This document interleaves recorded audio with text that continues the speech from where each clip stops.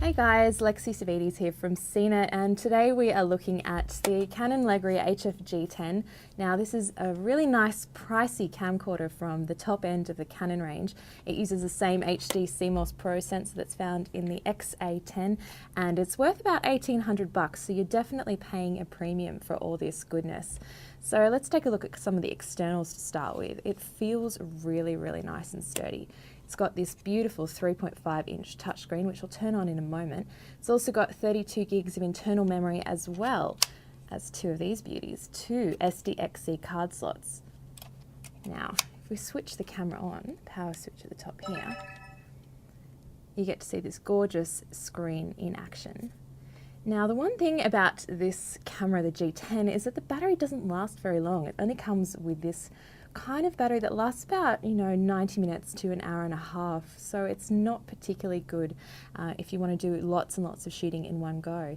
So we can also do heaps of things like switch it into manual, and as you can see, it's now in manual mode.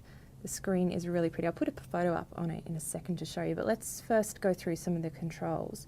So this button here is basically how you interact with the camera at most times. So it's a custom button, so you press and hold it to get all your options on the bottom of the screen here. So as you can see, we go through shutter and aperture priority, full manual control, AGC limiting, and you can adjust your exposure as well. And so the thing is with this control is that because it's positioned like this, you actually kind of need to move the counterbalance of the camera to actually activate it with your right thumb. So it's a bit of a stretch for me. I don't think it would be too much of a problem for someone with slightly bigger hands, but I did find that it counterbalanced the camera quite a bit. All right, let's put some pretty photos up on the camera right now.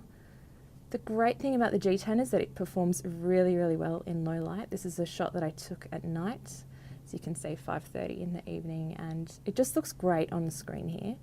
If you put it up on the computer, you'll find that images are a little bit soft, but you can always sharpen it a bit in post, of course. Now, the one feature that the G10 has is a couple of editing modes. The one I want to show you, though, is Story Creator mode, which you can find in the function menu here.